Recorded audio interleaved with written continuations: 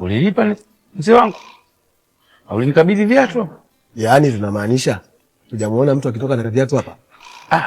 Mimi siko hapa kama mlinzi wala mapokezi bwana. Mimi nilipo nafasi na mzee Kikala ya kushona hapa. Sio tena kuwa na mlinzi kujua nani katoka na viatu nani hajatoka. Hawa wanataka kuleta lamba toto. Wanataka kuleta lamba toto Koni Baresa. Mimi sina viatu naonekana kama chini. Hivyo viatu sina nitakuaje? Sasa sijui lakini mimi niko hapa kwa kazi nyingine.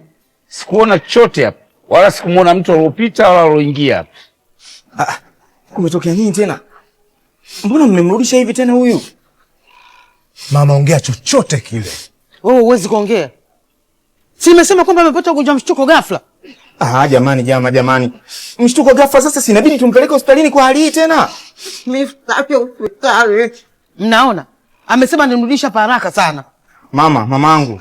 Hebu sikia mama. Kwa hali hii huwezi kuendelea kukaa hivi, inabidi tukupeleke hospitalini mama.